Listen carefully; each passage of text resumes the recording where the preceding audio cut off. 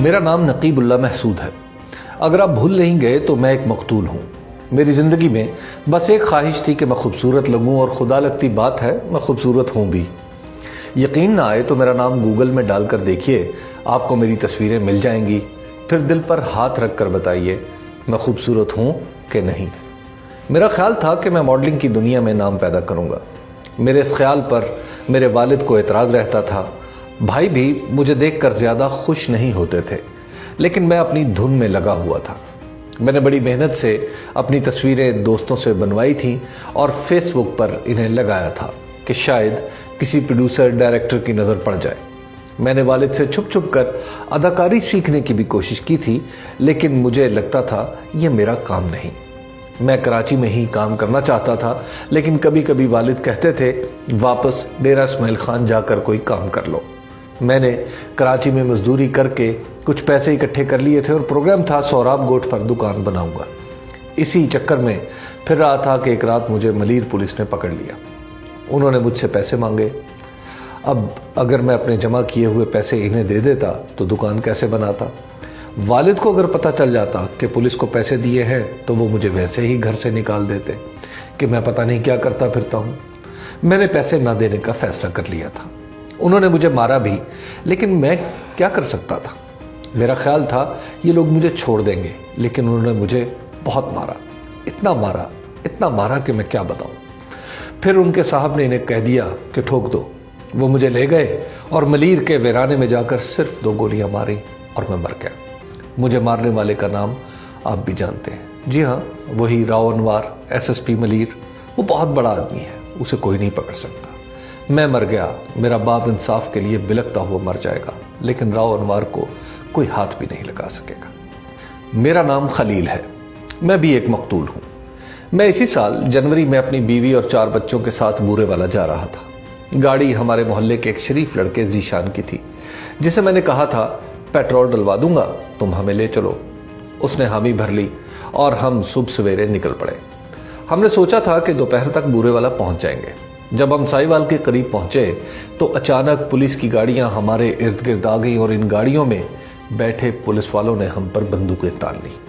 ہم ابھی رکنے ہی والے تھے کہ ان میں سے کسی نے گولی چلا دی۔ ہم نے گاڑی روکی تو ہمیں پولیس والوں نے گھیرے میں لے لیا۔ میں نے صرف اتنا کہا کہ مارنا نہیں، پھر گولیاں چلنا شروع ہو گئیں۔ میں نے دیکھا میری بیٹی اریبہ کو بھی گولی لگی ہے۔ میری بچی کے لیے تو ایک ہی گولی کافی تھی۔ میری بیوی بھی گولیوں کی زد میں تھی، نہ جانے اسے کتنی گولیاں کس جرم میں مار دی گئی تھی۔ ذیشان کی گردن سے بھی خون بہ رہا تھا، وہ مر چکا تھا۔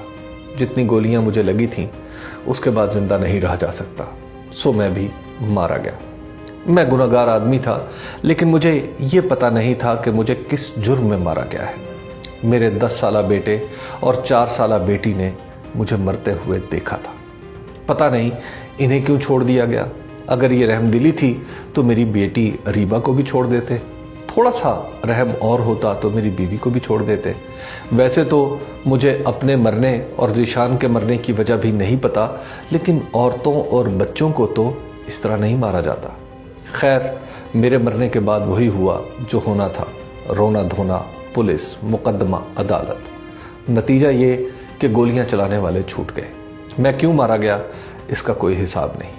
ویسے بھی پاکستان میں زندہ رہنے والوں کا کیا ہے جو مرنے والوں کا کچھ ہو۔ میرا نام صلاح الدین ہے۔ مجھے یہ سارے دنیا والے الٹے دکھائی دیتے ہیں۔ بھلا یہ کوئی بات ہے کہ مجھے اسکول بھیج دیا گیا؟ میں بڑا آدمی ہوں، یہ مجھے پیدا ہوتے ہی پتہ چل گیا تھا، اس لیے میرا پڑھنے میں دل نہیں لگتا تھا۔ مجھے تو یہ بھی سمجھ نہیں آتی تھی کہ لوگ اپنی چیزوں کی حفاظت کیوں کرتے ہیں۔ میں چھوٹا تھا تو بھی دنیا کی ہر چیز کو اپنی سمجھتا تھا۔ اپنے شہر کا ہر گھر مجھے اپنا ہی گھر لگتا تھا۔ بس مجھے اتنا پتا تھا کہ ابا جی ایک ہی ہوتے ہیں، کیونکہ میرے ابا جی ہی واحد آدمی تھے جو میری بات سمجھ لیتے تھے۔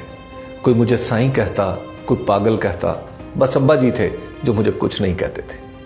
1-2 بار میں گم ہو گیا تو انہوں نے میرے بازوؤں پر گھر کا پتہ اور فون نمبر لکھوا دیا تھا۔ مجھے بڑی دیر بعد سمجھ آئی کہ میں جہاں بھی ہوں گھر والوں کو کیسے پتہ چل جاتا ہے کہ میں کہاں ہوں۔ مجھے کئی بار پولیس نے بھی پکڑا، مارا اور چھوڑ دیا۔ मुझे ज़िंदगी में सिर्फ 2 बातें समझ में आई थी कि दुनिया में हर चीज़ पैसे से मिलती है और पैसे एटीएम मशीन से मिलते हैं। मुझे ये पैसे निकालने का तरीका आ गया था। जितने निकलते मैं इधर उधर उड़ा देता। वैसे भी कभी पैसे निकलते थे, कभी नहीं निकलते थे। मैं ये काम छुपकर नहीं करता था। वो जो कैमरा एटीएम के ऊपर लगा होता है, इसमें अपनी तस्वीर बनवाता था। एक दिन मैंने फिर यही किया। लोगों ने मुझे पकड़कर पुलिस के हवाले कर दिया। पुलिस वाले मारते थे, पूछते थे और फिर मारते थे। जिस दिन पकड़ा गया हूं, उसकी अगली रात को मुझे कुछ लोग साथ ले गए। उन्होंने भी कुछ पूछा, मारा, फिर पूछा और फिर मार ही दिया। अब्बा जी को जब खबर मिली मैं मारा गया हूं तो रो पड़े। पुलिस पर पर्चा कराया, फिर अपने पीर साहब के कहने पर छोड़ दिया। पीर साहब जेल में होते हैं, बड़े आदमी हैं। उनका नाम हाफिज सईद है। वो पाकिस्तान में कश्मीरियों के लिए जिहाद करते हैं और पाकिस्तानियों के कातलों को माफ़ कराते हैं। वो बहुत बड़े आदमी। मेरा नाम हबीब अकरम है। मैं अभी तक मारा नहीं गया, या यूं कहिए कि नकीबुल्लाह, खलील या सलाहुद्दीन की तरह कत्ल नहीं हुआ। मुझे 22 बरस हो गए सहाफ़त करते हुए। मैं अच्छी तरह जानता हूं, अगर कोई तगड़ा आदमी किसी को मार डाले तो उसको बचाने के लिए ज़मीनी और आसमानी ताकतें हरकत में आ जाती हैं। कातिल कभी जनरल ज़ियाउल हक के क़सास व दयत आर्डिनेंस का सहारा लेकर बच जाता है, कभी इसलिए बच जाता है कि वो तो सरकारी काम की अंजामदही के दौरान कत्ल कर बैठा है। कभी कभार उलमाओ फज़ला इस्लाम में फ़ी सबीलिल्लाह माफ़ी के दर्जात बयान करके कातिल को बचा ले जाते हैं। पिछले कुछ अरसे से तो एक और पुरस्कार कुव्वत भी कानून की किताबों में पाई गई है। इस गैबी कुव्वत के ज़ेरे असर गवाह बदल जाते हैं, शवाहिद मिट जाते हैं, मुद्दई भाग जाते हैं। नकीबुल्लाह, खलील या सलाहुद्दीन को इस सारे कानूनी चक्कर का कोई इल्म नहीं था, मारे गए। ये सब ड्रामे मेरे देखे भाले हैं, इसलिए मुझे खौफ भी आम आदमी की निस्बत ज़्यादा आता है। मैं ज़रा सा ख़तरा भांप कर किनारे हो जाता हूँ। शायद इसीलिए अब तक जिंदा हूँ। मैं अच्छी तरह जानता हूँ कि मेरे प्यारे मुल्क में मकतूल होने में ज़्यादा देर नहीं लगती। अगर किसी दिन मुझे कोई राव अनवार दहशतगर्द करार देकर मार डाले, मेरे ख़ानदान के सामने मुझे कत्ल कर डाले, तो कुछ नहीं होगा। इस मुल्क में सारे मकतूल नकीबुल्लाह, खलील अहमद, सलाहुद्दीन और हबीब अकरम हैं। जो कातिल हैं वो सब राव अनवार हैं।